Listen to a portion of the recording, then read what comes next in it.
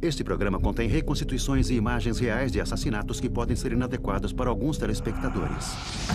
Jack o Estripador, o assassino em série mais brutal da história. Ele cobria sua boca, expunha a garganta e cortava 2 vezes, da esquerda para a direita. 1, 2. Selvagem, sádico. Ela foi estripada como um animal. Ele escapou da justiça por mais de 100 anos. Agora, um dos maiores investigadores de casos arquivados dos Estados Unidos reabriu sua ficha. Para qualquer detetive, esse é o cálice sagrado. Descobrindo uma trilha de novas evidências que o traz até aqui.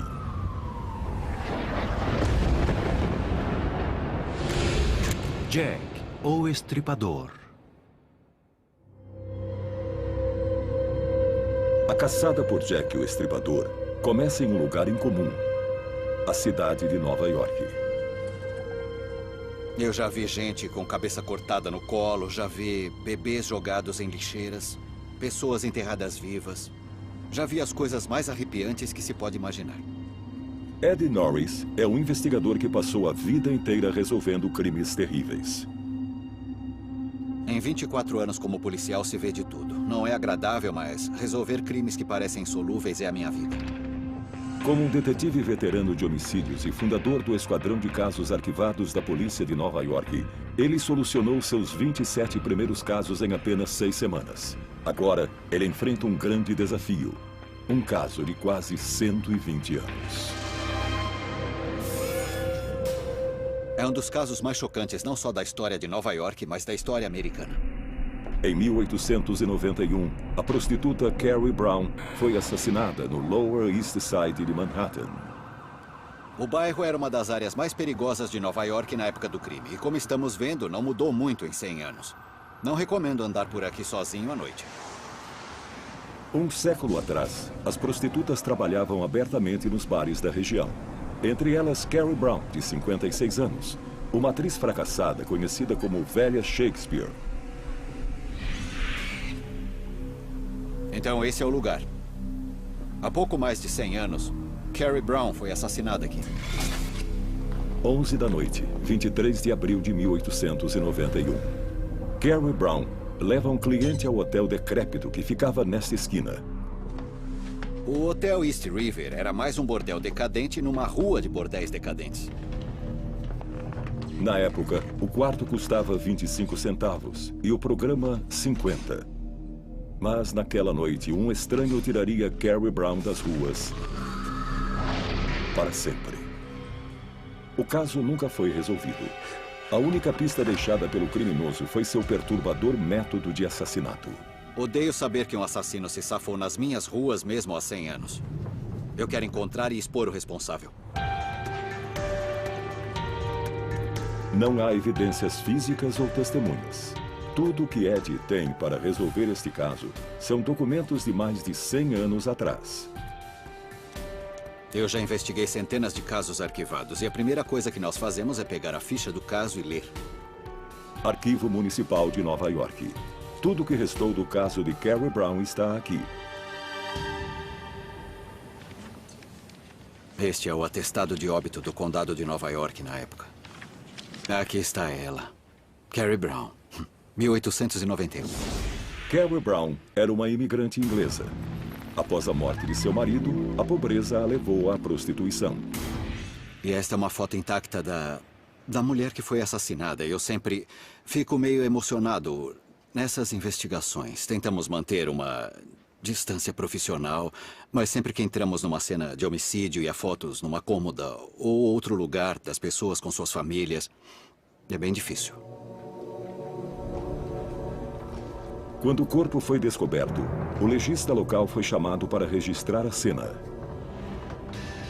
Estas fotografias do crime foram tiradas na época.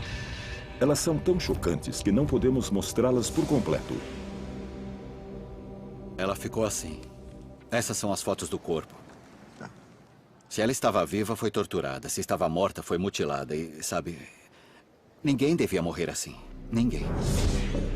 De acordo com a necropsia, o modus operandi do assassino tinha 3 estágios.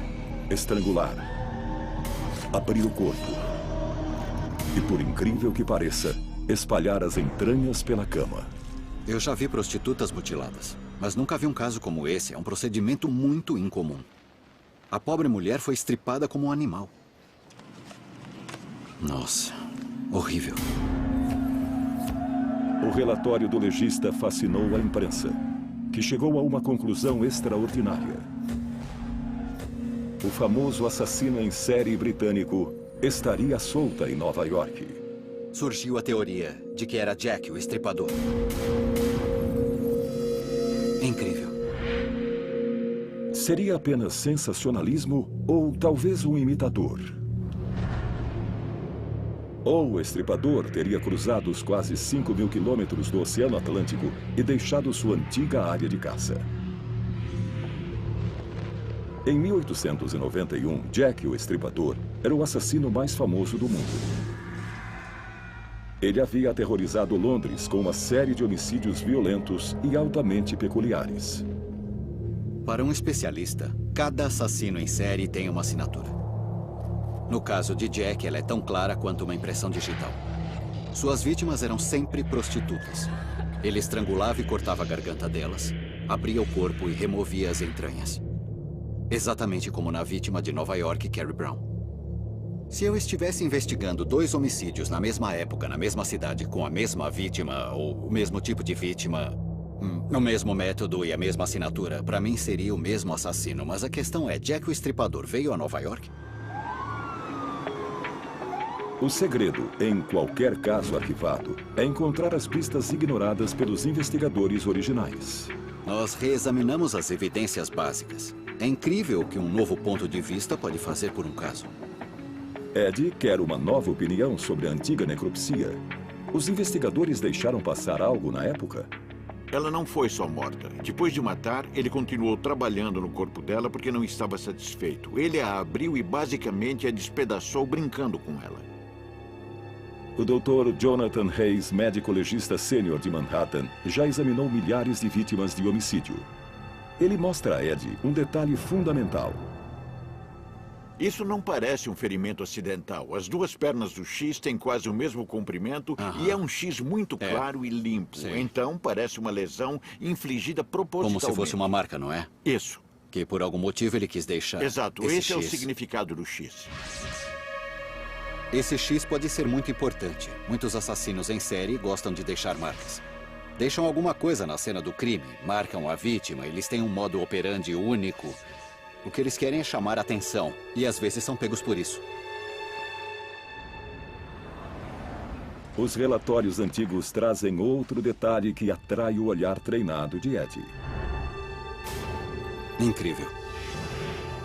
Uma carta para a polícia de Nova York, com um aviso sinistro. Vocês acham que Jack o Estripador está na Inglaterra, mas não está. Eu estou aqui. Logo vocês ficarão sabendo de uma mulher morta. Assinado, Jack o Estripador. Jack não escreveu a carta após o assassinato de Carrie Brown, e sim antes. Estaria ele em Nova York observando a espreita para atacar novamente? Seria Carrie Brown a pista que finalmente revelaria sua identidade? Nunca pegaram o assassino de Carrie Brown. Resolvendo esse crime, podemos resolver os crimes de Jack o Estripador.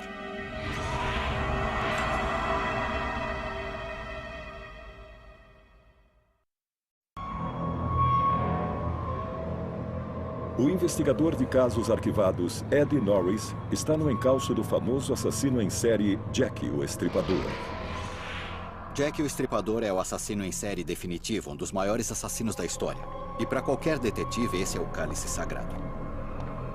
A busca de Ed o leva a Londres, a área de caça do Estripador. Whitechapel, Londres. No final do século XIX, era o bairro mais pobre da Inglaterra. Perigoso, decadente e difícil de policiar. Ainda é possível encontrar os becos e pátios onde o Estripador se escondia. É incrível, é impossível achar alguém aqui. No outono de 1888, Jack o Estripador aterrorizou estas ruas. Em apenas 10 semanas, ele matou pelo menos 5 prostitutas. Quando pensamos em Jack como um assassino, ele representa uma evolução. Ele se tornou o molde dos assassinos em série. O nome de que todos se lembram, um pesadelo real até hoje. Ed quer entrar na cabeça de Jack e seguir seus passos. A cena do primeiro crime. Primeira vítima. Rua Durwood, 31 de agosto de 1888. Jack corta a garganta da prostituta Polly Nichols e perfura seu corpo. O estripador agia assim. Ele agarrava a vítima por trás, cobria sua boca, expunha a garganta, cortava 2 vezes, da esquerda para a direita. 1, 2. Eram poucos segundos. 8 dias depois, o segundo assassinato. Segunda vítima. A prostituta Anne Chapman também tem sua garganta cortada, mas a brutalidade está aumentando. Seu corpo é encontrado aberto.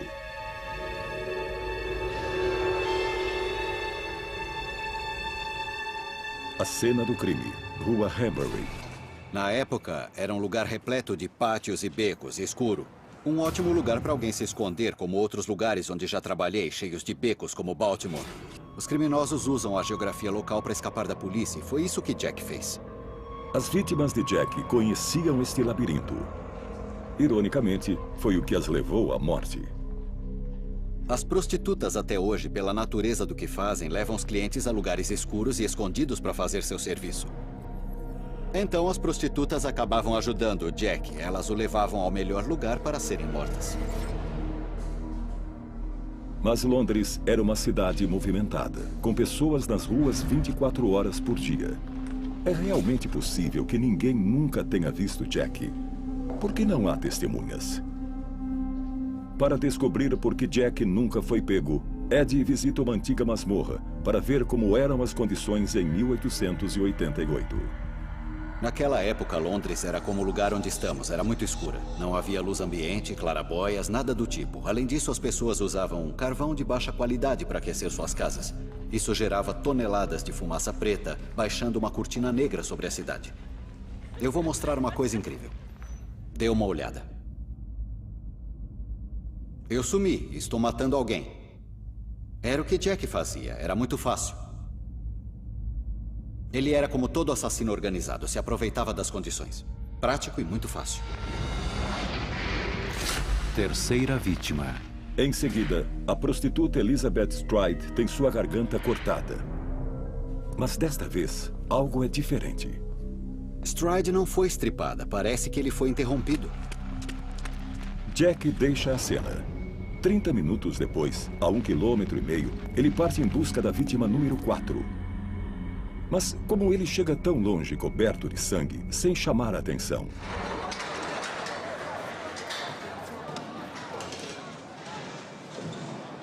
O mercado de carne Smithfield é famoso nas ruas vitorianas de Londres. Há açougueiros em toda parte. Todo mundo usa aventais ensanguentados. Eles vão a bares, restaurantes e ninguém acha estranho. É fácil ver como Jack podia se vestir assim em Whitechapel e não despertar suspeitas. Quarta vítima.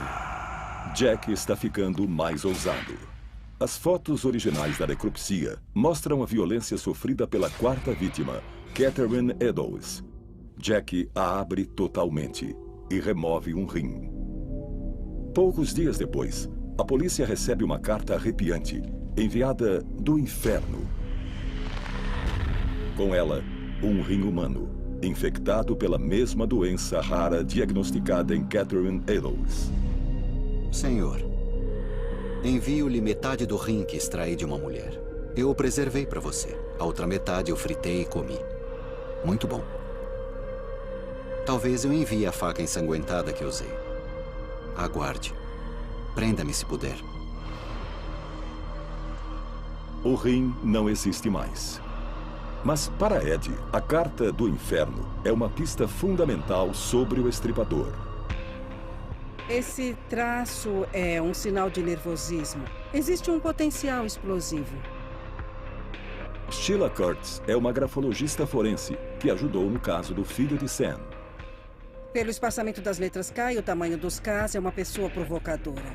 Olha, isso é muito interessante. Está vendo esse traço aqui? Sim. É um traço de separação e indica a tomada de iniciativa. Ele é voluntarioso. Quando uma coisa aparece ou surge uma oportunidade, ele aproveita. Há tantos problemas sérios aqui que eu não gostaria de encontrar essa pessoa. Não. Você não comeria um rim com ele. Não. Não. Há muita confusão aqui. E uma coisa muito errada devia afetá-lo mentalmente, então a carta veio mesmo do inferno. O pesadelo cresce a cada assassinato. Quinta vítima. Com Mary Kelly, a quinta vítima, Jack o Estripador aperfeiçoaria seu exclusivo método de matar.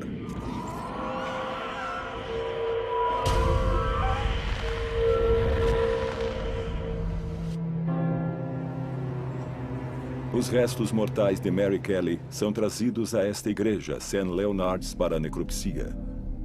Ao contrário das vítimas anteriores, ela foi morta em sua própria cama. Longe das ruas, Jack atingiu um novo nível de perversão. A superfície inteira do abdômen e das coxas foi removida. E as vísceras foram retiradas da cavidade abdominal. O tecido do pescoço foi cortado até o osso. O útero, os rins e um dos seios estavam embaixo da cabeça.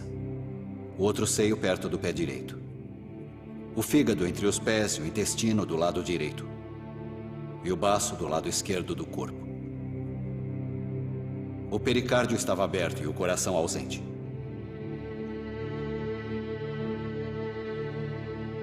Eu fico enojado. É terrível. Ele destruiu completamente essa mulher. É pior do que qualquer animal que já vi. Que maluco. Era um homem doente e fazia coisas horríveis com as pessoas. 10 semanas de loucura. Uma conclusão sangrenta. E então, o famoso assassino desaparece. 3 anos depois, outra prostituta é mutilada em sua cama. Mas desta vez, em Nova York. Não faz sentido alguém como Jack o Estripador simplesmente parar. Eu acho que ele deu no pé porque ficou assustado. Pelo que estou vendo, ele pode ter facilmente escolhido Nova York quando foi embora de Londres.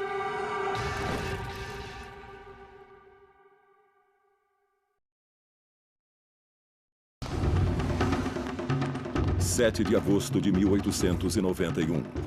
Lower East Side de Nova York. Outra prostituta é brutalmente assassinada nos Estados Unidos. Encontrada no Rio East, sem identidade e mutilada. Exatamente como Carrie Brown. Esse caso é muito interessante porque ocorreu na mesma cidade em que Carrie Brown foi morta. Eddie Norris acha que estes 2 homicídios em Nova York podem ser obra do londrino Jack o Estripador e uma pista vital sobre sua identidade.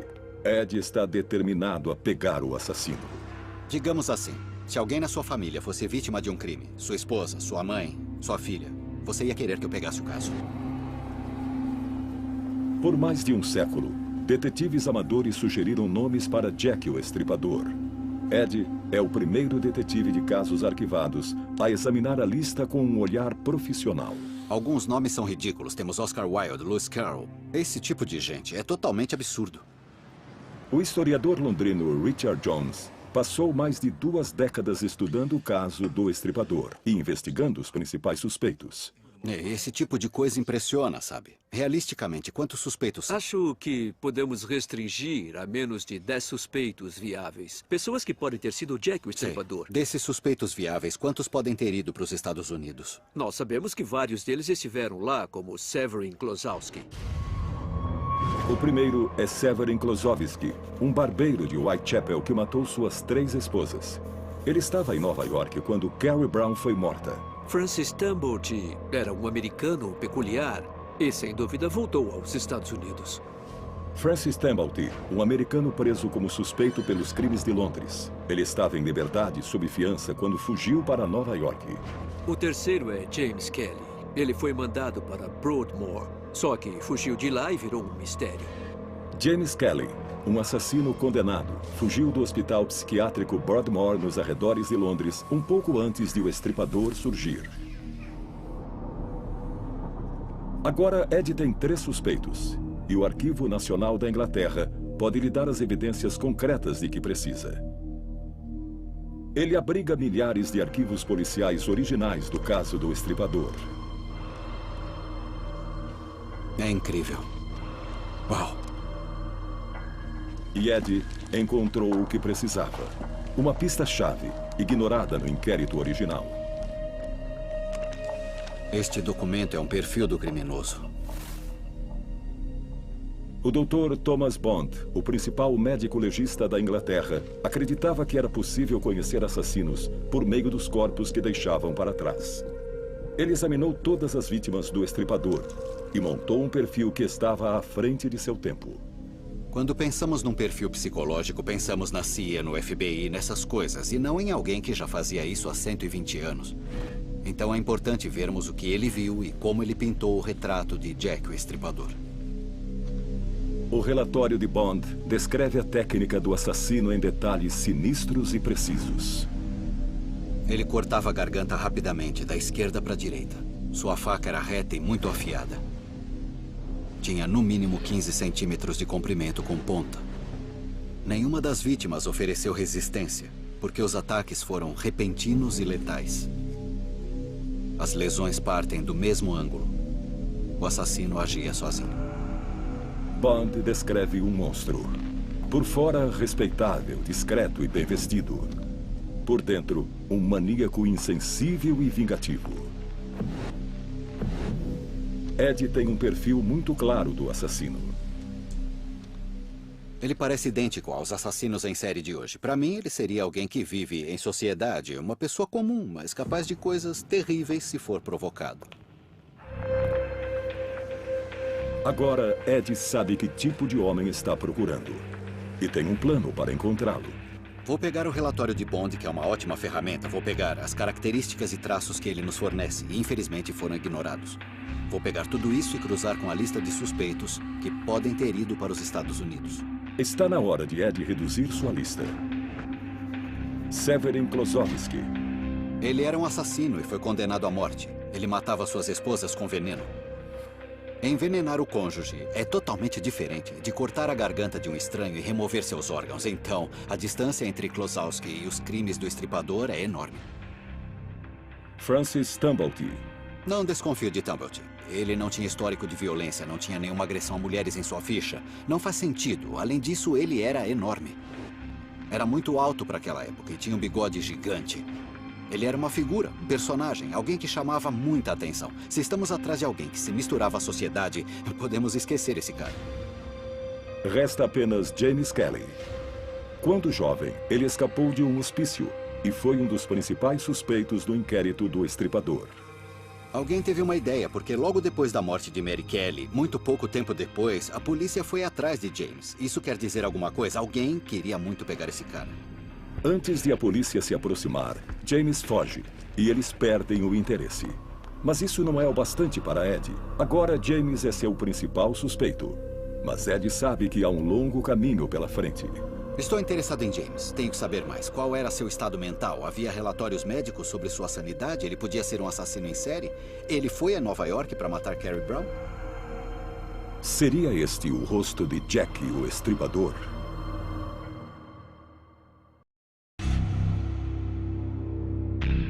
O detetive de casos arquivados, Ed Norris, está no encalço de Jack, o Estripador, em 2 continentes. Ele estaria prestes a resolver o caso arquivado mais famoso do mundo? Ele já tem o nome de um suspeito. James Kelly, assassino condenado, paciente psiquiátrico e fugitivo. Um homem de passado violento. Em 1883, menos de um mês após se casar, James discute com a esposa, acusando-a de ter um caso, e crava uma faca em seu pescoço. Para rastrear seu suspeito, Ed viaja até o último endereço conhecido de James Kelly, o Hospital Psiquiátrico Broadmoor, nos arredores de Londres, lar dos criminosos mais perigosos da Inglaterra. James estava em Broadmoor por assassinato, matou sua esposa. Mas eu preciso saber mais. Qual era seu estado mental? Ele tinha potencial para ser um assassino em série? E mais do que isso, aonde ele foi? Eu sei que fugiu, mas para onde? A ficha psiquiátrica de James Kelly ficou lacrada aqui por mais de 120 anos. Mas agora, Ed obtém acesso a ela. Eu fiquei muito empolgado, porque a ficha de Broadmoor é extremamente importante para a investigação. Os documentos revelam que James Kelly foi condenado à forca, mas houve uma reviravolta. O chefe de James apresentou novas evidências sobre seu estado mental perturbado. Certa vez ele estava deitado no sofá. Quando falei com ele, ele parecia não entender o que eu estava dizendo e reclamou de fortes dores de cabeça. Ele largava as ferramentas e falava sozinho, como se sua mente estivesse vagando. Na verdade, ele parecia perder totalmente o uso de suas faculdades mentais. Um médico decide que James Kelly é insano e o transfere para o hospital psiquiátrico Broadmoor. O relatório psicológico é incrível. O médico diz que ele tinha surtos explosivos de raiva, sem muita provocação. Ele lembra os assassinos em série modernos, que se encaixam na sociedade, mas fazem coisas terríveis quando estão matando as pessoas. Para mim, ele se encaixa. Eu aposto no James. Ele tem muitos aspectos que levantam suspeita. No hospício, James é um paciente modelo, que toca violino e trabalha na carpintaria. Mas, em particular, é um homem obcecado por um plano secreto. Uma das coisas mais interessantes que descobri a respeito de James foi o modo como ele escapou. Ele não saltou uma cerca ou fugiu com a roupa suja. Ele pegou um pedaço de metal e construiu uma chave que o permitiu escapar. Isso me diz que ele não era um idiota. Ele era muito esperto e planejou sua fuga por muito tempo. Mesmo com todos os policiais da Inglaterra à sua procura, James desaparece pelos 40 anos seguintes. Então, em 1927, James Kelly, em idade avançada, retorna ao hospital Broadmoor. A questão óbvia é, o que James ficou fazendo nesses 40 anos? E ele mesmo respondeu a essa pergunta. Um registro da extraordinária confissão de Kelly sobrevive no arquivo. Eddie Norris é o primeiro detetive a investigá-la. Ela descreve um homem profundamente isolado da sociedade. Não sei como explicar, mas não me dava bem com a maior parte das pessoas do mundo exterior. Tinha que lidar o tempo todo com inveja, ciúme e malícia. E era ainda mais difícil por causa das vadias. Aqui ele está falando de mulheres de moral questionável, como prostitutas, por exemplo. E aqui diz, eu estive engajado em combate desde que saí do hospital Broadmoor. A palavra combate, para mim, ilustra o que ele estava fazendo. Ele era paranoico e tinha delírios. Ele já tinha matado alguém e estava preso num hospício, mas conseguiu escapar. Ele me parece um exemplo clássico de um assassino em série. Então, Ed encontra um detalhe pequeno, mas fundamental. A profissão de James. Eu descobri pela ficha que James era um tapeceiro. Para Ed, isso revela uma peça crucial do quebra-cabeça. A arma do crime. Meu pai era açougueiro. Ele afiava suas facas em casa. As facas têm de ser afiadas para cortar rápido e poupar tempo. Certo. E é isso que eles usavam na época? Provavelmente pertence à época certa. Ela tinha uma curva longa que facilitava o corte dos tecidos.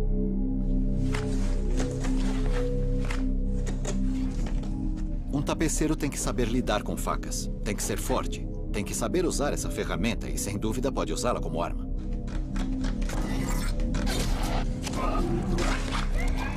Como tapeceiro, James Kelly fazia com móveis o que Jack o Estripador fazia com suas vítimas.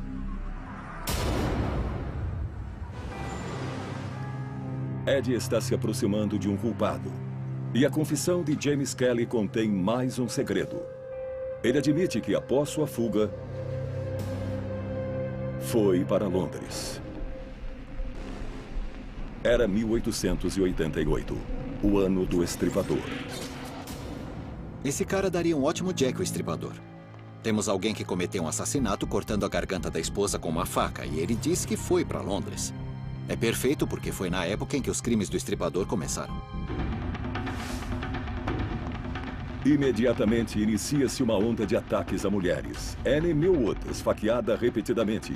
Ada Wilson, achada com a garganta cortada. Martha Tabram, esfaqueada 23 vezes. Era como se ele estivesse descobrindo uma nova habilidade, se aprimorando a cada dia. Para Ed, estas são as primeiras obras do Estripador. Quando chegou a Mary Kelly, ele estava em sua melhor forma. Ele a trancou numa sala, matou Mary Kelly e a destruiu completamente. Qualquer que fosse a motivação, por mais doentio que pareça, ele claramente estava se divertindo e passou muito tempo com o corpo. Para ele, foi o auge da sua carreira como assassino. Alguns dias após a morte da última vítima, a polícia foi ao antigo endereço de James Kelly, onde ele havia matado sua esposa. Mas ele não estava. A pista foi abandonada. A polícia estava sobrecarregada com a crise do Estripador e o caso contra James Kelly foi arquivado. Já vi isso acontecer centenas de vezes. Nós temos de ser incansáveis, temos que visitar muitos locais, não podemos ir ao último endereço e desistir. Se eu tivesse suspeitado de James Kelly na época do Estripador, eu teria derrubado todas as portas de Londres, teria visitado todos os endereços por onde ele podia ter passado, todo mundo que pudesse saber onde ele teria sido preso, ou pelo menos interrogado, e interrogado minuciosamente sobre seu paradeiro. Não teria deixado nada para trás, e não sei por que isso não aconteceu. James Kelly desapareceu, mas sua confissão diz claramente para onde ele foi. Os Estados Unidos.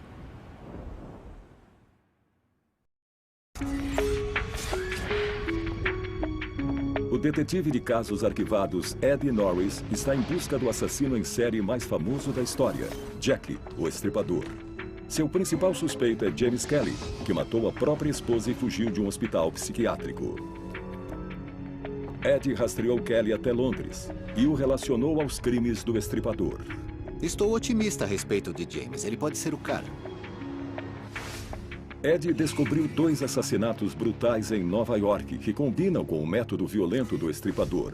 Há um psicopata à solta, mas poderia ser James Kelly. Se eu conseguir localizá-lo em Nova York na época da morte de Carrie Brown, vou ficar muito feliz.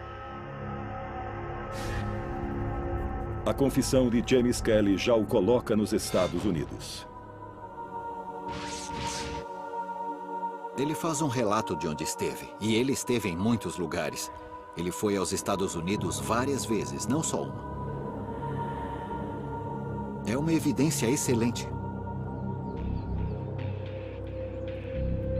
James Kelly esteve nos Estados Unidos, mas Ed precisa ligá-lo à morte das prostitutas de Nova York. Como Ed pode rastrear seus suspeitos 120 anos após o crime? No Museu Nacional Marítimo da Inglaterra, há registros de todos os navios que cruzaram o Atlântico no século XIX, incluindo o que James pegou para os Estados Unidos. Ele afirma na carta que partiu a bordo de um navio chamado Zaandam, de Roterdã para Nova York. Eu sei que os criminosos mentem às vezes e queria ver se isso era verdade, se o navio existia e que rota ele fazia na época, se possível. James estava na cidade certa, mas a chave do caso está nas datas. Se eu descobrir que o Zaandam chegou em Nova York a tempo para o assassinato de Carrie Brown, vou ficar mais otimista em relação a James como suspeito do assassinato de Carrie Brown. A última aparição do Estripador em Londres foi em novembro de 1888. Carrie Brown foi morta em Nova York em abril de 1891.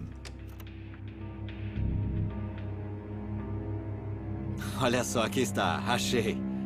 Zaandam, Roterdã. Bem aqui. Achei. O Zaandam foi de Roterdã para Nova York a tempo do assassinato. Parece que ele chegou em 7 de outubro de 1890. Isso lhe daria alguns meses, então é perfeito. O navio de James Kelly era apenas um dos que partiam da Europa com milhares de passageiros toda semana. Mas Kelly tinha um problema. Ele era um assassino conhecido em fuga.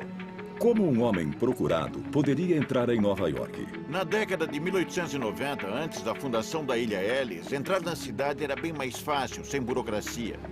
O professor Dan Citron estuda a imigração do século XIX e as brechas legais que podem ter permitido a entrada de um assassino no país. Antes dos passaportes, carteiras de habilitação e documentos com fotos, as pessoas podiam entrar e sair com muito mais facilidade. Era muito fácil começar uma vida nova. Esse era o atrativo de um lugar como Nova York para muita gente que tentava se reinventar, fugir de um crime ou o que quer que fosse. Para se misturar à multidão, James Kelly muda seu nome para John Miller, um dos nomes mais comuns entre os imigrantes nos Estados Unidos. Ele se tornou um dos milhares de John Millers. Era um disfarce. Ele sabia o que estava fazendo. É um truque clássico entre fugitivos. E então desapareceu em Nova York. Ele conseguiu trabalho, porque havia tapeçarias aqui, então ele tinha dinheiro, e o melhor de tudo, havia prostitutas. Então continuou fazendo o que fazia em Londres. Em Nova York, sem a polícia em seu encalço, James Kelly, também conhecido como John Miller, também conhecido como Jack o Estripador, podia retomar seu trabalho.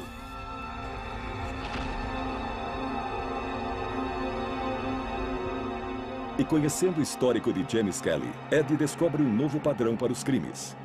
Algo que pode explicar o X entalhado na prostituta de Nova York, Carrie Brown. E se o X não for uma letra, e sim um número?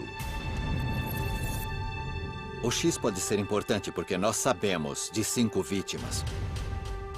Isso é fato. Somando as outras 3, que são bastante aceitas antes das 5, temos 8, incluindo a esposa. Temos então 9. Carrie Brown pode ser a número 10. E o X pode ser o número 10 em algarismos romanos, a 10ª vítima. Com 10 mortes registradas, o caso contra James Kelly fica mais forte. Mas antes que Ed possa pegar seu suspeito, ele precisa de uma testemunha ocular. 80 anos após sua morte, James Kelly está prestes a ser reconhecido.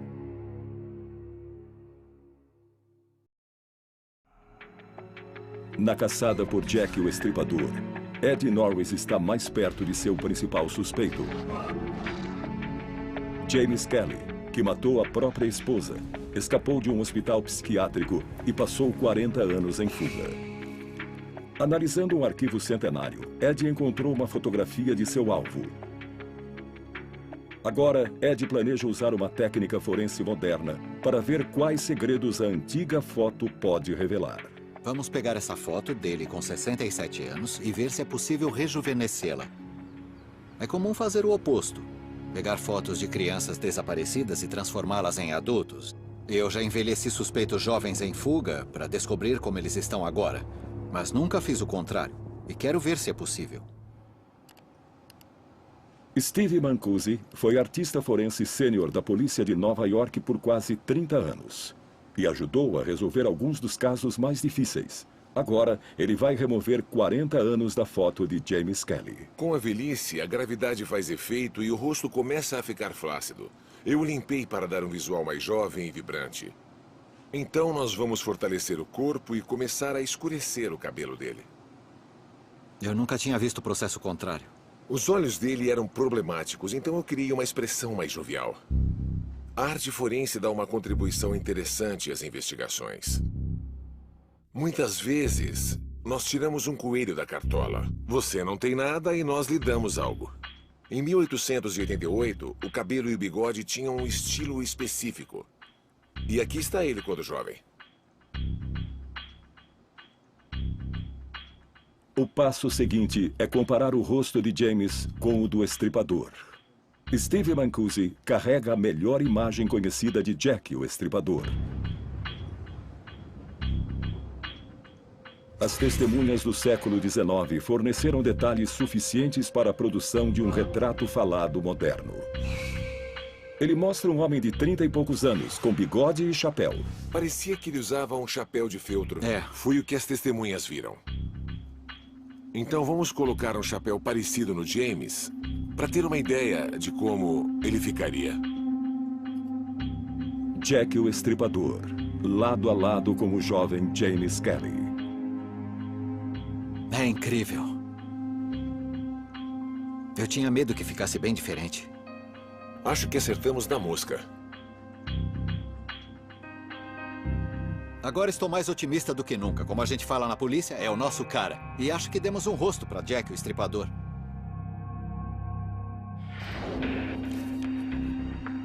Com cada vez mais evidências contra James Kelly, Ed retorna à confissão notável feita pelo suspeito no fim de sua vida. Espalhadas pelo texto, encontram-se referências a cidades americanas visitadas por ele. Até hoje, assassinos em série viajam muito. Porque não querem ser pegos. É comum que eles viajem milhares de quilômetros em pouco tempo. Eles mudam de estado e matam alguém. Mudam de novo e matam outra pessoa. Esse cara esteve em toda parte. É muito incomum, especialmente porque na época era bem mais difícil. Usando a confissão de James e antigos recortes de jornal, Ed consegue rastreá-lo de costa a costa. O que eu fiz foi marcar as cidades por onde ele alega ter passado nos Estados Unidos e compará-las com as manchetes da época para ver se ele estava nas cidades em que ocorreram crimes. Nova Jersey. O Trenton Times cobriu alguns crimes nessa área e ele afirma que esteve aqui na mesma época. E os crimes são muito parecidos. Os jornais fazem a mesma pergunta. Seria o trabalho de Jack, o estripador do maníaco de Whitechapel? Galveston, no Texas. A manchete diz: Jack, o estripador, teria chegado ao Texas. Um caso horrível, um homicídio brutal. Corpo aberto, intestino removido, muitas semelhanças com os crimes de Whitechapel. O útero aberto expondo o pé de um feto e, mais uma vez, era uma mulher de moral questionável. Assim como Carrie Brown e as prostitutas de Whitechapel. Ele diz que trabalhou em Dallas, mas pode ter viajado até Galveston. Califórnia. 1894, 1895. Assassinatos brutais, aqui. São Francisco. Estripada e queimada por um agressor desconhecido. Ferimentos à faca no rosto. A população da Califórnia pensava a mesma coisa, em Nova York também. Jack o Estripador está nos Estados Unidos? E Kelly esteve nessas cidades, por coincidência. Bom, depois de 24 anos como policial, eu não acredito muito em coincidências. 12 assassinatos em 5 estados ao longo de 4 anos. Meu palpite, é bem possível que ele veio para os Estados Unidos e fez a mesma coisa que em Londres. James Kelly morreu em 1929, levando seus segredos para o túmulo. Mas Ed Norris finalmente teria descoberto a verdade? James Kelly seria Jack, o estripador? Isoladas, as provas são circunstanciais. Mas somadas, essas mesmas provas são muito contundentes. Temos um homem que matou a própria esposa e tem graves problemas mentais. Ele foge do hospício logo antes de o estripador começar a matar. Ele está em Londres enquanto os crimes ocorrem. Foge para Nova York logo antes de os homicídios começarem por lá. Viaja pelos Estados Unidos e no seu percurso há crimes que batem com os do estripador. O perfil psicológico de James Kelly é compatível com o de Jack o Estripador. E sua foto rejuvenescida é idêntica ao retrato falado dele. Eu não tenho nenhuma dúvida, encontramos Jack o Estripador.